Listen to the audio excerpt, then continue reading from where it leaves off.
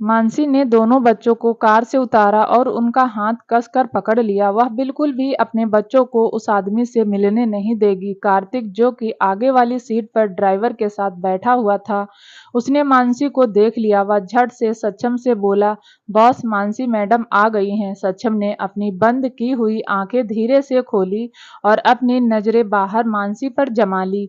उसने देखा तो मानसी ने इस वक्त दोनों बच्चों के हाथ पकड़े हुए थे और वह उनकी ही तरफ देख रही थी। हालांकि वह कार के अंदर बैठे सक्षम को नहीं देख सकती थी। सक्षम जल्दी से कार से उतर गया। उधर मानसी की आंखें बड़ी हो गई, जो उसकी कार की तरफ ही थी। सक्षम सीधा जाकर मानसी के आगे खड़ा हो गया। उसने एक नज़र मानसी की तरफ देखा और फिर अपनी नजरें अपने बच्चों पर जमा ली। मानसी ने उन दोनों बच्चों को जल्दी से अपने पीछे कर लिया और कहा, तुम मेरे बच्चों को घूर क्यों रहे हो?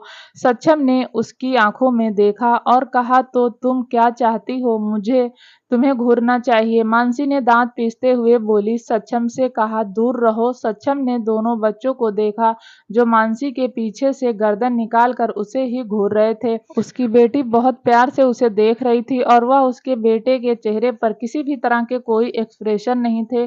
देखकर ऐसा लग रहा था जैसे वह सक्षम से नाराज हो। सक्षम ने अपना एक हाथ आगे बढ़ाया और अपने बच्चों को अपने तरफ आने का इशारा किया, तो सूफिया खुश होकर जैसे ही आगे बढ़ी, मानसी ने उसका हाथ पकड़ लिया। सोफिया, रुक जाओ, वह सख्ती से बोली तो सोफिया ने मासूमियत से जवाब दिया, लेकिन पापा नहीं है वह तुम्हारे पापा। कल तुम्हें मैंने समझाया था, क्या तुम्हें एक बारी में बात समझ नहीं आती? मानसी की यह बात सुनकर सक्षम की आंखें सख्त हो गई। वह कैसे उसके बच्चों को यह कह सकती है कि वह उनका पापा नहीं है? अगर वह इनका पापा नहीं है तो कौन है इनका पापा? यह ख्याल आते ही सक्षम को गुस्से से पागल करने के लिए काफी था। मानसी ने सोफिया को पकड़कर फिर से अपने पीछे कर दिया। तभी उसे सक्षम की आवाज सुनाई दी, तुमने क्या कहा कि मैं इनका पापा नहीं हूँ? लगता है तुम्हारे दिमाग के साथ कान भी खराब हो गए हैं।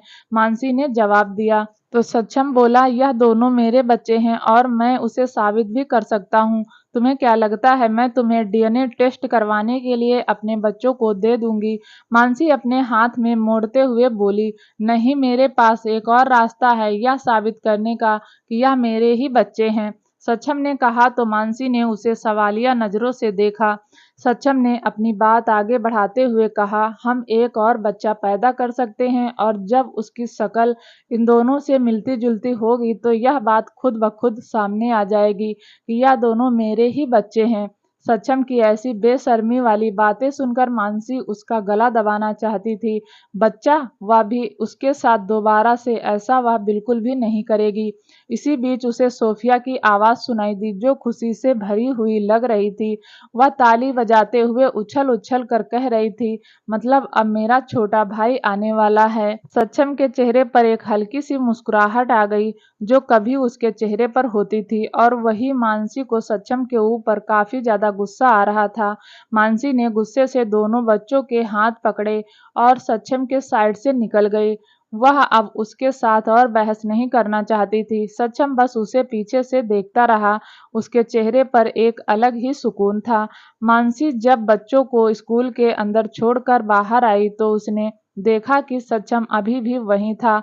वह अपनी कार के सहारे होकर खड़ा हुआ था और अपनी गर्दन नीचे की हुई थी। उसे इस तरह से देखकर मानसी ने अपना मुंह बना लिया। आसपास से जो भी गुजर रहा था उस पर ध्यान देने से खुद को नहीं रोक पा रहा था।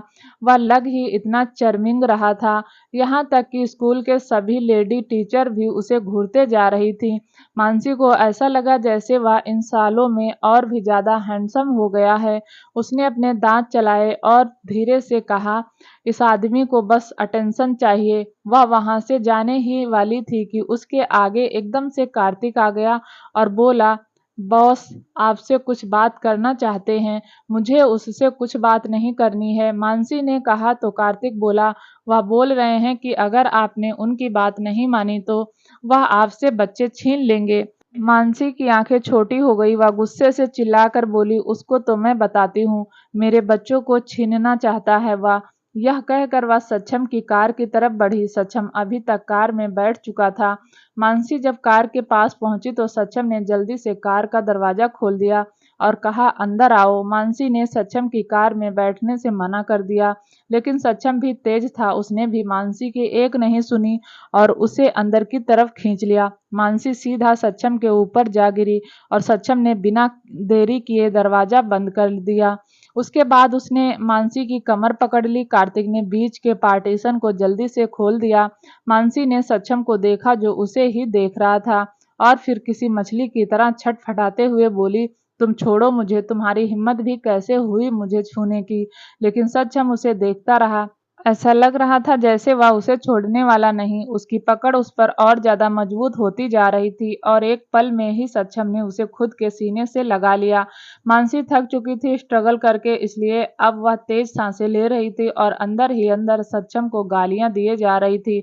जब वह काफी हद तक शांत हो गई तो सक्षम की बाजू पर जोर से काट लिया, लेकिन सक्षम के मुंह से भी एक आह तक नहीं निकली। मानसी हैरान थी क्योंकि उसने बहुत जोर से उसे काटा था, इतना कि उसके खुद के दांत भी दुखने लगे थे। उसने अपनी गर्दन ऊपर उठाकर सक्षम को देखा तो उसके चेहरे पर कोई एक्सप्रेशन नहीं था, लेकिन इसी बात का फायदा उठाकर सक्षम ने अपना सर नीचे झुकाया और मानसी के होठों से अपने होठ जोड़ लिए। मानसी की आंखें बड़ी हो गई। सक्षम किसी भूखे शेर की तरह किस कर रहा था, जैसे कई दिनों भटकने के बाद उसे उसका पसंदीदा खाना मिला है।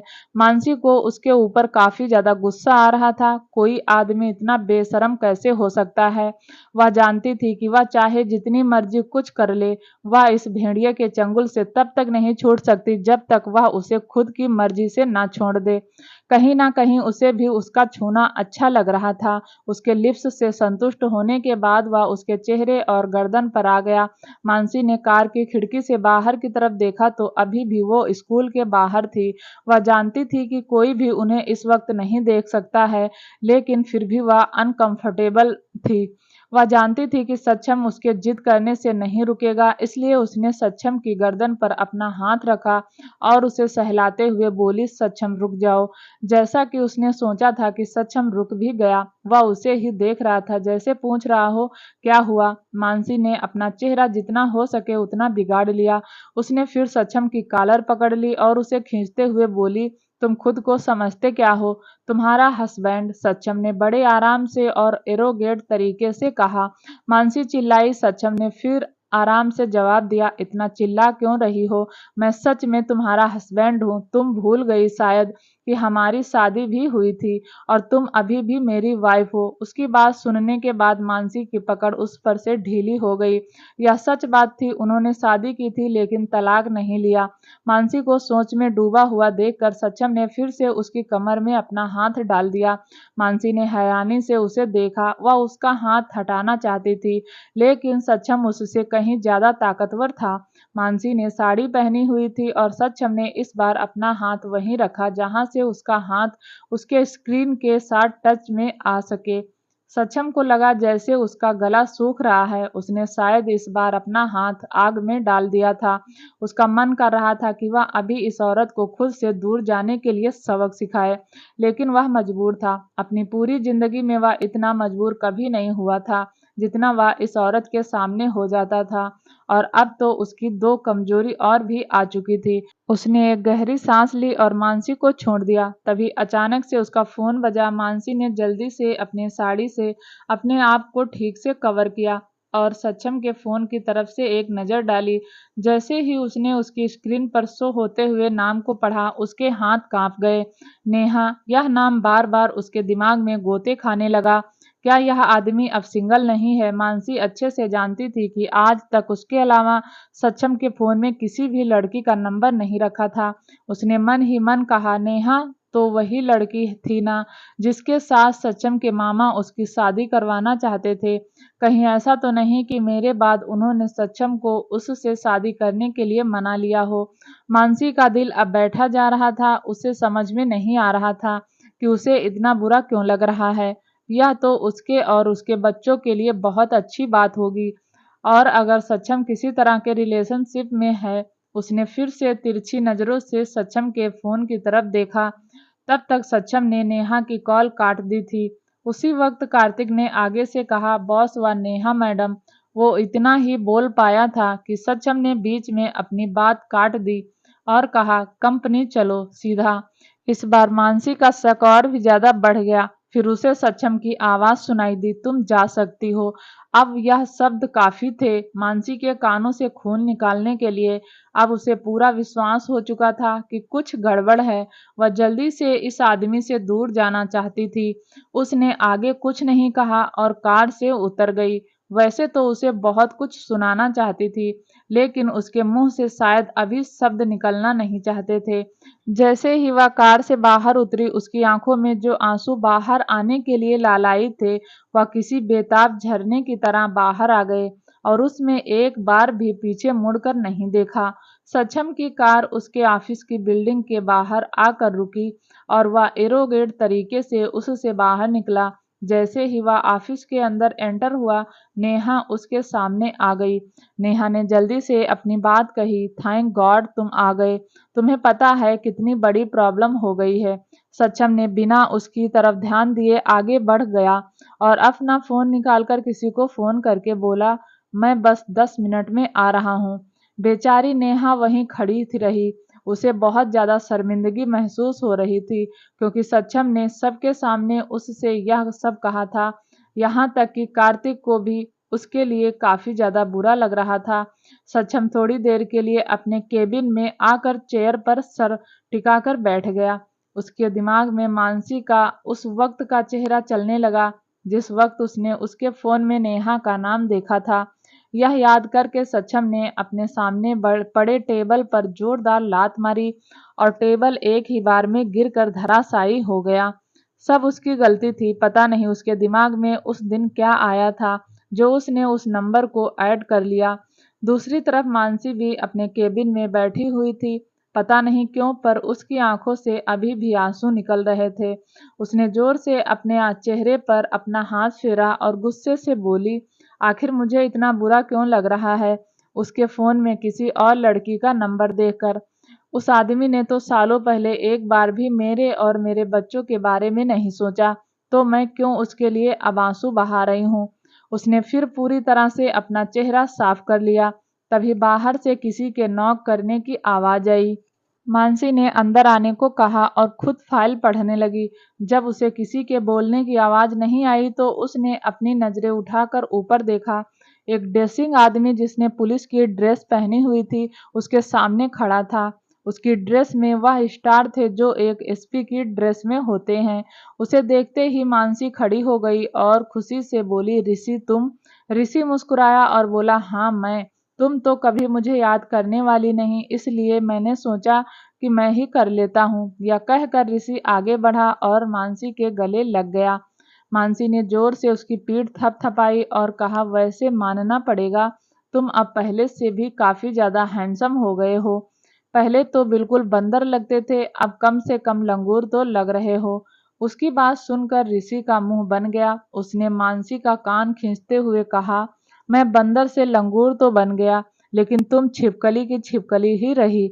मानसी नाराज होने का नाटक करते हुए उसकी पीठ पर हल्का सा मारते हुए बोली, तुम्हारी बकवास हो गई हो तो यह भी बता दो कि कैसे आना हुआ यहाँ आज। ऋषि पुरोहित, इस गरीब की याद कैसे आ गई? ऋषि एक चेयर खींचकर उस पर बैठ गया और बोला, तुम तो मुझे याद नहीं करती, इसीलिए मैंने सोचा कि मैं ही कर लूं। उसकी बात सुनकर मानसी का मुंह बन गया।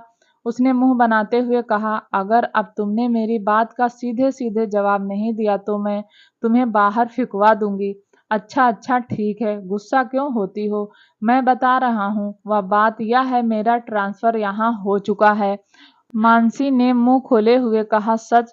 तो ऋषि ने उसका मुंह बंद करते हुए कहा, अब इतना खुश होने की जरूरत नहीं है। मैं कोई खुश नहीं हो रही, बल्कि यह सोच रही हूँ कि अब तुम यहाँ मेरे प्राण खाने आ चुके हो। मानसी बोली तो ऋषि की हंसी निकल गई। मैडम बस इतने में ही तुम्हारे तो पसीने छूट गए। तभी ऋषि की नजर मानसी के चेहरे पर गई। इस बार उसने मानसी के चेहरे को ध्यान से देखा था। उसके चेहरे की भौं आपस में जुड़ गई। मानसी क्या हुआ? तुम रो क्यों रही हो? मानसी को यह अंदाजा नहीं था कि ऋषि पहचान लेगा कि वह रोई हुई है, लेकिन उसे वह नहीं बता सकती थी कि वह अभी अभी रोई है। इसलिए उसने अनजान बनते हुए ऋषि से कहा, लगता है तुम्हारी शक्ल के साथ साथ तुम्हारी आंखें और दिमाग भी पूरी तरह से लंगूर का हो गया है। जो कुछ भी देखता और सोचता है। छिपकली, तुम्हारी जुबान कुछ ज़्यादा ही चल रही है, लेकिन अब इन सब बातों को छोड़ो और यह बताओ कि मेरे बच्चे कहाँ हैं? मुझे उनकी बहुत याद आ रही है। ऋषि ने कहा तो मानसी तपाक से बोली, तुम मेरे बच्चों को खुद का बच्चा कैसे बता रही हो? वह तुम्हारे कम और मेरे बच्चे ज़्यादा लगते हैं। इसीलिए मैं तुमसे अक्सर पूछता हूँ कि तुमने कहीं मेरे साथ पहले कभी कुछ गलत काम तो नहीं किया। तो मानसी गुस्से से ऋषि की तरफ बढ़ी और फिर ऋषि भी अपनी जगह से उठ खड़ा हुआ, क्योंकि उसे पता था अब मानसी उसे छोड़ने वाली नहीं है। इसी तरह मस्ती मजाक करते हुए दोनों बाहर निकले और बच्चों को लेने स्कूल की तरफ बढ़ गए। आज मानसी ऋषि की कार में बच्चों को लेने आई थी। जैसे ही वह स्कूल के बाहर पहुंची, मानसी ने ऋषि से कहा, आज बच्चे तुम्हें देखकर खुश हो जाएंगे। मानसी भी ऋषि को देखकर काफी ज्यादा खुश थी, लेकिन उसकी यह खुशी ज्यादा देर तक नहीं रहने वाली थी, क्योंकि जैसे ही वह दोनों कार से बाहर उतरे तो मानसी ने सोफिया को गेट के बाहर देखा, जो खिलखिलाकर सक्षम की गोद में हंस रही थी। मानसी को अब बहुत ज्यादा गुस्सा आ रहा था। यह आदमी दोबारा यहाँ आ गया, आखिर यह चाहता क्या है? उसको इस तरह से खड़े हुए ख्यालों में डूबा हुआ देखकर ऋषि उसके पास आया और उसकी आंखों के सामने चुटकी बजाते हुए बोला, ओए मैडम जी, कहाँ खो गई? अब चलो। यह कहते हुए उसने मानसी का हाथ पकड़ लिया और गेट की तरफ बढ़ गया। जैसे जैसे वह दोनों गेट की तरफ बढ़ रहे थे, वैसे वैसे मानसी के दिल की धड़कनें भी बढ़ रही थी। पता नहीं, पर उसका दिल बहुत ज्यादा घबरा रहा था। मानसी की नजरें सक्षम पर जमी हुई थी। तभी ऋषि की नजर भी सक्षम पर गई। वह रुक गया, क्योंकि उसने सक्षम की गोद में सोफिया को देख लिया था। उसकी आंखें सिकुड़ गई और उसने मानसी से पूछा, यह तो सोफिया है ना? उसके पास जो आदमी है वह कौन है? उसका सवाल सुनकर मानसी थोड़ी देर के लिए घबरा गई। तभी ऋषि ने दोबारा से कहा, मुझे ऐसा क्यों लग रहा है जैसे मैंने इस आदमी को कहीं देखा है। वह मानसी कुछ कहना चाहती थी, लेकिन उसके मुंह से शब्द निकलने को नहीं हो रहे थे।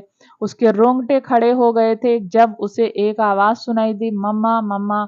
मानसी और ऋषि ने एक साथ आवाज की दिशा में देखा और दूसरी तरफ सक्षम की नजरें भी ऋषि और मानसी पर गई। एक ठंडी हवा का झोंका गुजरा और मानसी को ऐसा महसूस हुआ जैसे उसका गला सूख रहा हो और उसके सामने वाला इंसान उसे अपनी ठंडी नजरों से ही मार देगा। सक्षम के चेहरे पर किसी भी तरह के एक्सप्रेशन नहीं थे, लेकिन उसकी खतरनाक आंखें अभी किसी भी जान लेने के लिए काफी थीं। उसकी नजरें तब जाकर मानसी और ऋषि से हटी जब सोफिया ने उससे कहा, पापा मुझे नीचे उतारो, मुझे मम्मा और अंकल के पास जाना है। सक्षम ने अपनी गर्दन हिलाई और फिर वह सोफिया को लेकर मानसी और ऋषि की तरफ बढ़ा। जैसे जैसे उसके पैर मानसी की तरफ बढ़ रहे थे, मानसी की दिल की धड़कनें तेज होती जा रही थी। वह जितना भी गुस्सा सक्षम के लिए दिल में लेकर बैठी थी, वह कहीं गायब सा हो गया था और वह अभी डरी हुई थी, जैसे किसी ने उसे गलती करते हुए पकड़ लिया हो। उसने सक्षम की नजरों का पीछा किया जो उसके हाथ पर ही थी। मानसी ने जल्दी से अपने हाथ को ऋषि से छुड़ाने की कोशिश की, लेकिन ऋषि ने उसका हाथ काफी मजबूती से पकड़ा हुआ था और उसका पूरा फोकस इस वक्त सक्षम पर था, जिसकी शक्ल हूबहू सूफिया से मिलती थी। कहीं ना कहीं उसे शक हो गया था कि यह हो ना हो सोफिया का पिता ही है। सक्षम जब उसके पास पहुंचा तो सोफिया ने चिल्लाना शुरू कर दिया, यह अंकल आए हैं। यह कहकर उसने ऋषि की तरफ अपनी दोनों नन्ही बाजू बढ़ा दी। ऋषि का ध्यान सक्षम से हटा और उसने अपने हाथ सोफिया को लेने के लिए बढ़ाए, लेकिन सक्षम ने सोफिया को नहीं छोड़ा। उसने चिढ़कर ऋषि को देखा, जिसे देखकर उसकी बेटी इतनी खुश हो चुकी थी। उसका बस चले तो वह उसे यहीं जिंदा गाड़ दे। उसने दोबारा से मानसी को देखा, जैसे कह रहा हो, तुम्हें इसकी सजा जरूर मिलेगी। मानसी को अब घबराहट होने लगी थी। वह इस इंसान को अच्छे से जानती थी।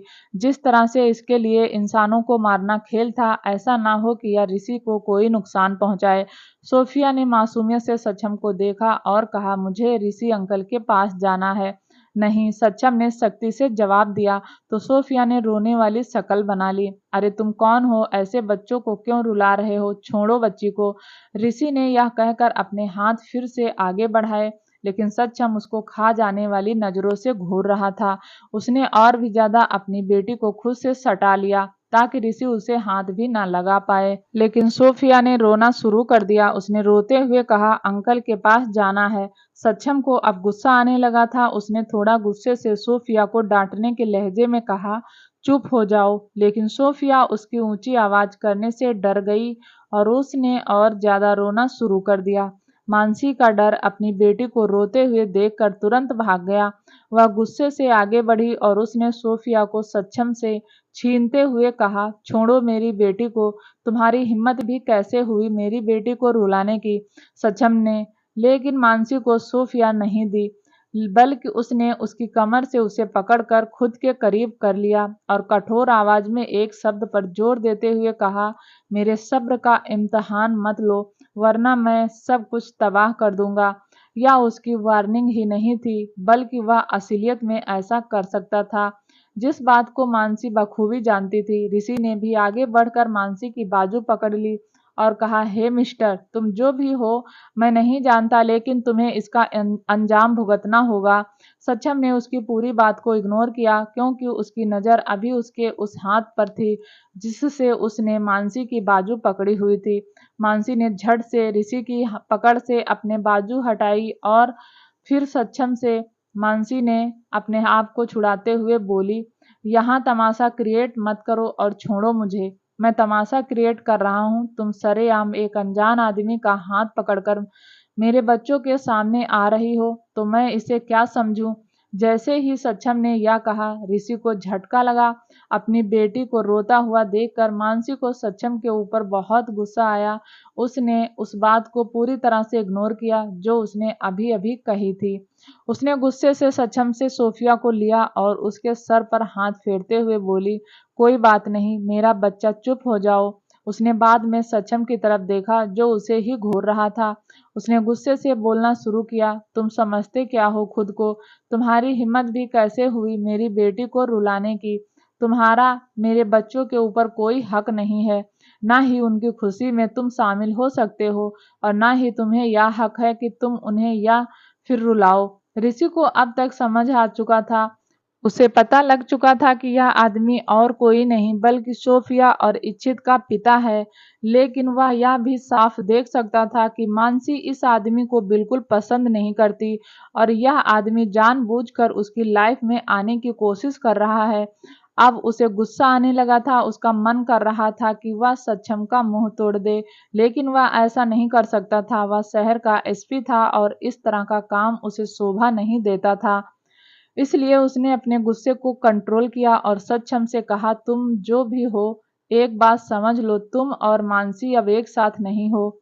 इसलिए तुम्हारे लिए यही अच्छा होगा कि तुम इससे दूर रहो, वरना तुम्हारा मैं वह हाल करूंगा जो कभी तुमने सोचा भी नहीं होगा। सक्षम की मुट्ठी आपस में कस गई और मानसी को एहसास हुआ कि जैसे वह सांस लेना भूल गई हो। उसने धीरे से ऋषि को चुप रहने का इशारा किया, लेकिन ऋषि कहाँ चुप रहने वालों में से था। उसने अपनी बात आगे बढ़ाते हुए कहा, और एक बात और, तुम्हें मानसी से ही दूर नहीं रहना बल्कि बच्चों से भी बखूबी दूरी बनाकर रखनी है। मानसी ने अपना सिर पीट लिया और वहीं सोफिया चुप हो गई। उसने अपनी छोटी प्यारी आंखों से टुकुर टुकुर ऋषि को देखा और कहा, अंकल वह पापा हैं, नहीं दूर रहोगी तुम उससे? दूर क्यों रहेंगे, इतने टाइम बाद तो वह हमसे मिले हैं। सोफिया उदास हो गई। उसे सचमुच अपने पापा पसंद आए थे और वह अपने पापा को अब दोबारा से खोना नहीं चाहती थी। ऋषि उस बच्ची के दिल की दुविधा अच्छे से समझता था। आखिर कौन बच्चा नहीं चाहता कि एक बाप के साथ रहना, लेकिन ऋषि बिल्कुल नहीं चाहता था कि कोई भी मानसी को परेशान करे। इसलिए उसने सोफिया को समझाते हुए कहा, देखो बच्चा, अभी तुम इन सब बातों को समझने के लिए छोटी हो। इसलिए वह इतना ही बोल पाया था कि सक्षम के सब्र का बांध टूट गया और वह ऋषि को मारने के लिए जैसे ही आगे बढ़ा, मानसी बीच में आ गई। सक्षम, तुम यह क्या करने की कोशिश कर रहे हो? सक्षम ने मानसी को अपने आगे से हटाने के लिए हाथ आगे बढ़ाया, लेकिन मानसी ने उसका हाथ पकड़ लिया। तुम ऐसा कुछ नहीं करोगे, समझे तुम? सक्षम का चेहरा जो थोड़ी देर पहले आग उगल रहा था, वह अब नॉर्मल हो चुका था। वह हल्का सा मुस्कुराया और बोला, तुम अगर ऐसे ही हाथ पकड़ कर रखोगी तब तक के लिए मैं इस आदमी को कुछ नहीं करूँगा, लेकिन अगर तुमने मेरा हाथ छोड़ दिया तो तुम अच्छे से जानती हो कि मैं इस आदमी का क्या हाल करूँगा। मानसी ने जब यह देखा कि उसने सक्षम का हाथ पकड़ा हुआ है, तो उसने जल्दी से उसका हाथ छोड़ दिया, लेकिन उसी वक्त सक्षम फिर से आगे बढ़ा और मानसी डर गई। उसने जल्दी से उसका हाथ फिर से पकड़ लिया। वह जानती थी कि अगर उसने सक्षम का हाथ छोड़ दिया तो वह ऋषि को जान से मार देगा। ऋषि हैरान था, उसे समझ में नहीं आ रहा था कि आखिर मानसी इस आदमी की बात क्यों सुन रही है। क्या वह इस आदमी से इतना डरती है या वह उसे इतना कमजोर समझती है जो वह इस आदमी से लड़ाई नहीं कर सकता। मानसी के इस बिहेवियर से उसे बहुत दुख पहुंच रहा था, इसलिए उसने कहा, मानसी क्या तुम मुझे इस लायक भी नहीं समझती कि मैं इस आदमी से लड़ाई में जीत सकता हूँ। मानसी को ऐसा महसूस हो रहा था जैसे वह इन दो आदमियों के बीच पिस चुकी है, लेकिन इस वक्त उसे ही कुछ करना होगा वरना मामला बिगड़ सकता है। इसलिए उसने ऋषि को समझाते हुए जवाब दिया, ऋषि ऐसा कुछ नहीं है। ऋषि बोला, तो फिर कैसा है।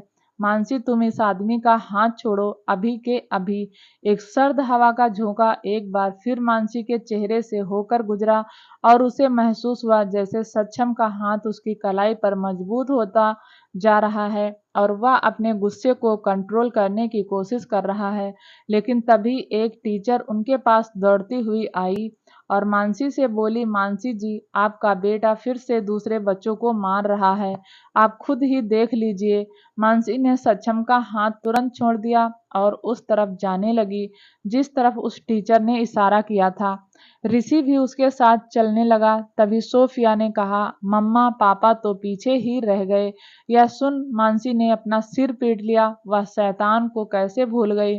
वह जल्दी से पीछे मुड़ी तो देखा सक्षम उसे ही घूर रहा था। फिर उसने अपने हाथ की तरफ देखा जो मानसी ने छोड़ दिया था।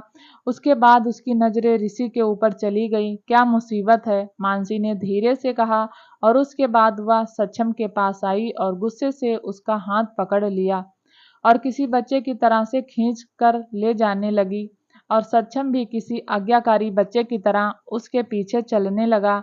मानसी, सक्षम और ऋषि वहां पहुंचे जहां इच्छित लड़ाई कर रहा था। सक्षम ने अभी भी मानसी का हाथ पकड़ा हुआ था, लेकिन जैसे ही उसने इच्छित को मिट्टी से लथपथ देखा, उसने तुरंत सक्षम का हाथ छोड़ दिया और उसके पास गई। मानसी ने जाकर उस शैतान बच्चे को एक तमाचा जड़ दिया। इच्छित ने अपने छोटे गाल पर अपना छोटा हाथ रख दिया और जब उसने अपनी गर्दन उठाकर ऊपर देखा तो उसकी नजरें मानसी से मिल गईं। मानसी को देखकर वो थोड़ा डर गया और कुछ बोल ना पाया। मानसी उसे और ज्यादा मारना चाहती थी, लेकिन बीच में ऋषि आ गया और बोला, मानसी क्या कर रही हो, बेटा है या तुम्हारा। यह कहकर उसने इच्छित को गोद में उठा लिया। इच्छित ने बिना डरे मानसी को देखा और फिर उसने अपनी गर्दन ऋषि के कंधे पर टिका दी, जैसे वह बहुत ज्यादा शरीफ हो और उसने कुछ किया ना हो। जैसे ही उसने अपनी गर्दन पीछे की तरफ की, उसकी नजरें सक्षम की नजरों से मिल गई जो उसे ही देख रहा था। दोस्तों, आगे की कहानी सुनने के लिए प्लीज़ चैनल को लाइक शेयर सब्सक्राइब जरूर करें ताकि जब भी वीडियो डालें आपको नोटिफिकेशन तुरंत मिले। तब तक के लिए नमस्कार, धन्यवाद।